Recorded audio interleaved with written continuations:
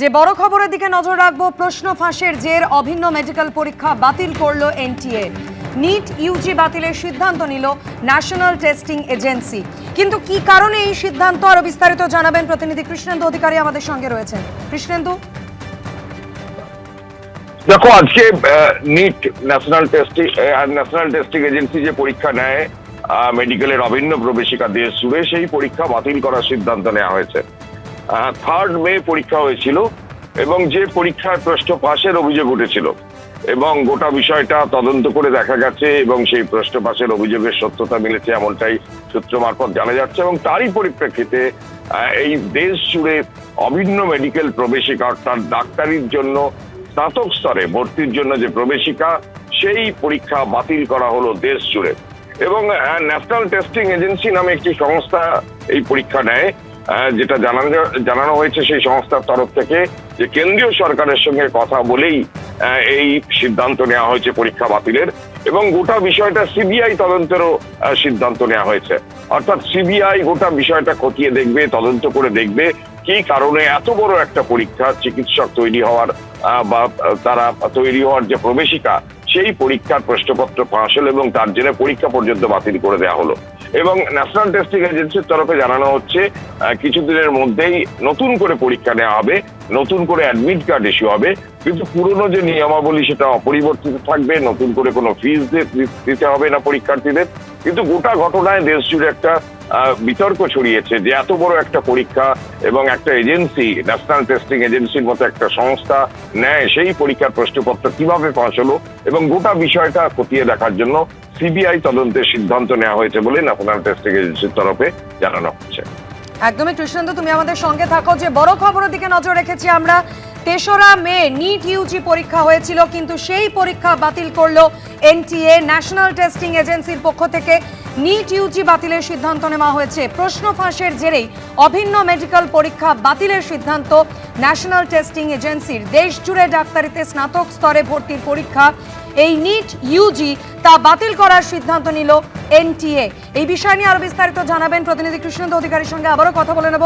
কৃষ্ণেন্দু, সেক্ষেত্রে এনটিএ এর পক্ষ থেকে সিবিআই তদন্ত সম্পর্কে কি জানানো হয়েছে, কি জানতে পারছো?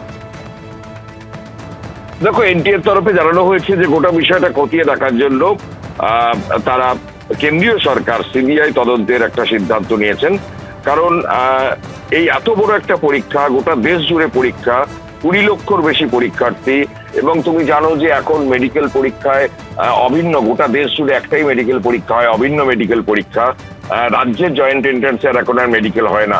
সেক্ষেত্রে দেশ জুড়ে যে পরীক্ষা, সেটা একটা পরীক্ষা নিয়ামক সংস্থা ন্যাশনাল টেস্টিং এজেন্সি সেই পরীক্ষা নেয় এবং সেই পরীক্ষার প্রশ্নপত্র ফাঁস হয়েছে এমন অভিযোগ উঠেছে। এবং সেই অভিযোগের ভিত্তিতে গোটা বিষয়টা খতিয়ে দেখে ন্যাশনাল টেস্টিং এজেন্সি এবং পরীক্ষার্থীদের আশ্বস্ত করা হয় যে গোটা বিষয়টা তারা খতিয়ে দেখছেন, যদি মনে হয় তাহলে তারা পরীক্ষা বাতিল করবেন।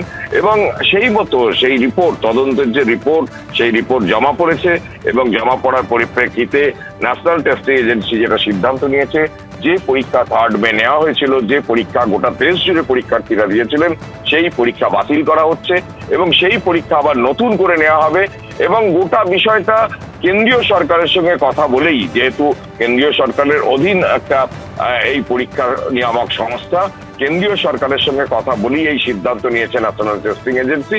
এবং এটাও তারা জানাচ্ছে যে কেন্দ্রীয় সরকারের সিদ্ধান্ত মোতাবেক গোটা বিষয়টা খতিয়ে দেখার জন্য সিবিআই তদন্তের নির্দেশ দেওয়া হয়েছে এবং সিবিআই গোটা বিষয়টা খতিয়ে দেখে পরবর্তী ক্ষেত্রে যা পদক্ষেপ করবে। কিন্তু ছাত্রছাত্রীদের আশ্বস্ত করে বা পরীক্ষার্থীদের আশ্বস্ত করে যেটা এনটিএ বা ন্যাশনাল টেস্টিং এজেন্সি জানিয়েছে, যে নতুন করে পরীক্ষার ডেট বা তারিখ নির্ঘণ্ট কিছুদিনের মধ্যেই জানানো হবে এবং নতুন করে অ্যাডমিট কার্ডও ইস্যু করা হবে, নতুন করে ফিস তাদের দিতে হবে না। যেহেতু পরীক্ষার স্বচ্ছতা নিয়ে প্রশ্ন উঠেছে এবং পরীক্ষা বাতিল করতে হয়েছে, তাই নতুন পরীক্ষার দিন ঘোষণা করে অবিলম্বে কিছুদিনের মধ্যেই তা জানিয়ে দেওয়া হবে পরীক্ষার্থীদের। ধন্যবাদ কৃষ্ণেন্দু।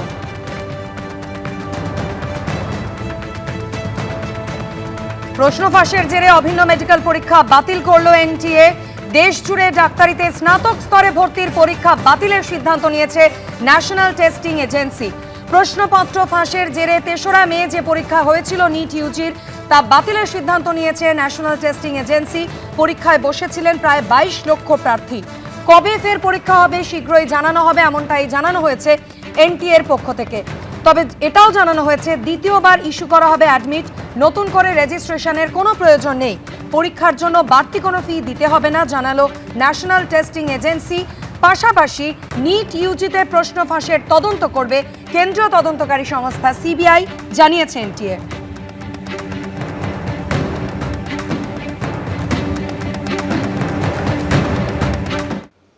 প্রধানমন্ত্রীর পরামর্শের পর জ্বালানি সাশ্রয়ে এবার বিজ্ঞপ্তি প্রকাশ করল কেন্দ্রীয় সরকার। সেখানে গণপরিবহন ব্যবহার কিংবা এক গাড়িতে অনেকে মিলে যাতায়াতের পরামর্শ দেওয়া হয়েছে। পাশাপাশি কেন্দ্রের তরফে জানানো হয়েছে ভারতের কাছে 60 দিনের অপরিশোধিত তেল এবং 60 দিনের অপরিশোধিত প্রাকৃতিক গ্যাস মজুত রয়েছে। कोरोना के समय में वर्क फ्रॉम होम की, ऑनलाइन मीटिंग्स की, वीडियो कॉन्फ्रेंस की, आज समय की मांग ऐसी है कि उन व्यवस्थाओं को हम फिर से शुरू करें तो वो देश हित में होगा। করোনা কালের কথা মনে করিয়ে রবিবার তেলেঙ্গানা সভা থেকে এই আবেদন রেখেছেন প্রধানমন্ত্রী। পশ্চিম এশিয়া যুদ্ধ পরিস্থিতি গোটা বিশ্বের ওপর যে প্রভাব ফেলছে সে কথা উল্লেখ করে পেট্রোল ডিজেলের ব্যবহার কমানোর জন্য অনুরোধ করেছেন দেশবাসীর উদ্দেশ্যে। এই আবহে সোমবার কেন্দ্রের তরফে জানানো হয়েছে ভারতের কাছে 60 দিনের অপরিশোধিত তেল, 60 দিনের অপরিশোধিত প্রাকৃতিক গ্যাস এবং 45 দিনের এলপিজির রোলিং স্টক রয়েছে। সোমবার একাধিক কেন্দ্রীয় মন্ত্রীর সঙ্গে বৈঠক করেন প্রতিরক্ষামন্ত্রী রাজনাথ সিং। প্রতিরক্ষা মন্ত্রকের বিজ্ঞপ্তিতে বলা হয়েছে অনেক দেশেই জ্বালানির দাম 30 থেকে 70% পর্যন্ত বৃদ্ধি পেয়েছে। ভারতের তেল বিক্রয়কারী সংস্থাগুলো প্রতিদিন প্রায় 1000 কোটি টাকার লোকসান নিজেদের কাঁধে তুলে নিয়েছে, যাতে বিশ্ববাজারে জ্বালানির আকাশ ছোঁয়া দামের বোঝা সাধারণ মানুষের ঘাড়ে না চাপে। বিজ্ঞপ্তিতে পেট্রোল বা ডিজেলের সাশ্রয়ের জন্য গণপরিবহন ব্যবহার কিংবা এক গাড়িতে অনেকে মিলে যাতায়াতের পরামর্শ দেওয়া হয়েছে। भारत के पास बड़े बड़े तेल के कुएं नहीं है। हमें पेट्रोल डीजल का उपयोग कम करना होगा। शहरों में जहां मेट्रो है वहां हम तय करें, अगर कार में ही जाना जरूरी है तो फिर कार पूल करने का प्रयास करें। আমাদের জ্বালানির 90% তো আমরা ইম্পোর্ট করি, আমাদের অত প্রোডাকশন ক্যাপাবিলিটি নেই। আমরা নিজেদের একটা করে গাড়ি করে ঘুরি, একটু যাই কোথাও বেড়াতে, অফিসে যাই একলা নিজের গাড়িতে গান শুনতে শুনতে। সেইখানে উনি কার পুলিং এর কথা বলছেন, উনি অল্টারনেটিভ এনার্জি সোর্সের কথা বলছেন, যেমন রেল, মেট্রো, এগুলোর কথা বলেছেন। হয়তো কার পুল করলে কিছুটা তো কম হবে, সাশ্রয় হবে দেশের জ্বালানির ডিমান্ডটা, কারণ এই জ্বালানিগুলো আমাদের ইউএস ডলার দিয়ে কিনতে হয়। এরই মধ্যে আইটি কর্মীদের সংগঠন এনআইটিএস এর পক্ষ থেকে শ্রম মন্ত্রকের কাছে বাধ্যতামূলক ওয়ার্ক ফ্রম হোমের নির্দেশিকা জারির আর্জি জানানো হয়েছে। এবিপি আনন্দ।